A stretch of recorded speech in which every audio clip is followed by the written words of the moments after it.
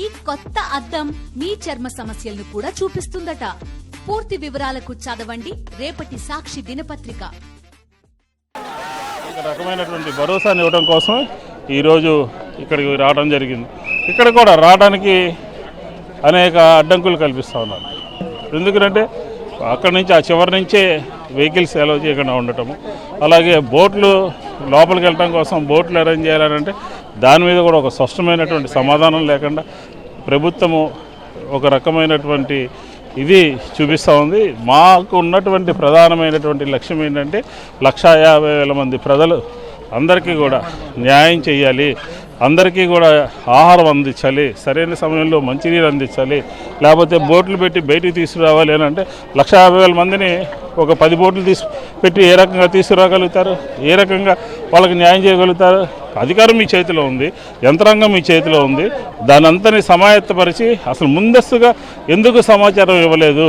ఈ ప్రాంతం 10,000 క్యూసెక్కుల వాటర్ రాబోతూ ఉంది, ఈ ప్రాంతం అంతా కూడా మునిగిపోబోతుంది, మీరందరూ కూడా ఖాళీ చేయండి, సురక్షిత ప్రాంతాలకు వెళ్ళండి అని ఎందుకు చెప్పలేకపోయారు? ముందు సమాధానం చెప్పాలా. అంతే తప్ప 50 సంవత్సరాలకి ఒకసారి వర్షం పడింది, చాలా దుర్మార్గము, అది ఇది గత ప్రభుత్వము కార్యక్రమాల మూలంగా గత ప్రభుత్వము ఈ బుడమేరుని పోడ్చకపోవడం మూలంగా జరిగింది అని చెప్పని అబద్ధాలు మా మీద చెప్పి తప్పించుకోవాలని చూస్తారా? ఎంతవరకు ప్రజలకు అర్థం కాదా? ఎందుకు మీరు ప్రజలకి సమాధానం చెప్పలేదు? ఎందుకు ముందుగా 27వ తారీఖునే ప్రభుత్వముకి వాతావరణ శాఖ చెప్పింది పెద్ద తుఫాను రాబోతూ ఉంది, ఇంత వర్షపాతం నమోదవుతూ ఉంది, కృష్ణా పరివాహక ప్రాంతం నుంచి ఇంత వాటర్ రాబోతూ ఉంది, బుడమేరులో ఇంత వాటర్ రాబోతూ ఉంది, ముందస్తుగా సమాచారం ఇచ్చింది. మరి మీరు హైటెక్ ప్రభుత్వం అంటారే, హైటెక్ ప్రభుత్వం అంటే డాష్ బోర్డ్ అంటారు. కంప్లీట్ కూడా చంద్రబాబు ముఖ్యమంత్రి చెప్తున్నారు 2-3 గంటల టైం మెయింటైన్, నేను మొత్తం క్లోజ్ చేస్తాను, మొత్తం వాటర్ రిసీట్ చేసి మార్కెట్ చేస్తాను, రెస్క్యూ చేస్తాను అని చెప్పి ఏ మాటల్లో చెప్తే ఎలాగవుతుంది? ఈరోజు 15 లక్షల 14 లక్షల క్యూసెక్కుల వాటర్ పైనుంచి వస్తూ ఉంది. బుడమేరులో ఈ బీడీఎస్ స్కీమ్ అనమాట, బుడమేరు డైవర్షన్ ఛానల్ నుంచి 10,000 క్యూసెక్కులు ఎక్కడికక్కడ కట్టలు తెగిపోయి బుడమేరు ఓవర్ఫ్లో అవుతుంది.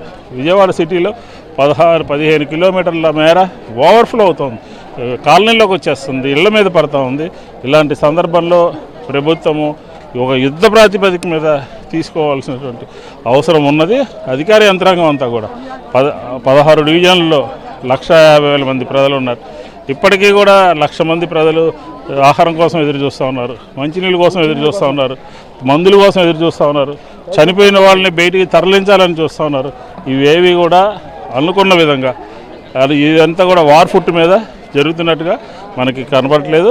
ఈరోజు జగన్మోహన్ రెడ్డి గారు వచ్చారు. ఈ ప్రజల పక్షాన ఈ నియోజకవర్గంలో ప్రజలకు జరిగినటువంటి ఒక పెద్ద డిజాస్టర్ అనమాట. ఈ విజయవాడ నగర చరిత్రలో ఇంత పెద్ద ఎత్తున అచేతనంగా మారిపోయింది, ప్రభుత్వము అచేతనంగా మారిపోయింది. ముందుగా సమాచారం తెలుసుకుని అందరినీ అలర్ట్ చేసి ఖాళీ చేసి గృహాలు ఖాళీ చేసి రిహాబిలిటేషన్ సెంటర్లకు కానీ లేకపోతే బంధువుల దగ్గర కానీ బయటకు కానీ ముందే పంపించాల్సింది, అది చేయలేకపోయింది. దాని మూలంగా ప్రజలందరూ కూడా ఇబ్బందులు పడుతున్నారు. దాన్ని జగన్మోహన్ రెడ్డి గారిని ఇప్పుడు లోపలికి అలౌ చేస్తున్నారా? బోట్లో పర్మిషన్ ముందుగానే సమాచారం ఇచ్చాం, బోట్లు అరేంజ్ చేయమని చెప్పాం, ఒప్పుకున్నారు, తీసుకుని వెళ్తాం, తీసుకెళ్ళి లోపలంతా చూపిస్తాం, ప్రజలకు ధైర్యాన్ని ఇస్తాం. ప్రజలు అన్ని విధాలుగా ఈరోజు నిన్నటి నుంచి ప్రభుత్వం మీద ఒత్తిడి తీసుకొస్తా ఉన్నాం. మాటలు చెప్పి తప్పించుకోవడం కాదు, చేతల్లో ప్రభుత్వం ముందుండాలి అనేది వైఎస్ఆర్ కాంగ్రెస్ పార్టీ డిమాండ్ చేస్తాం.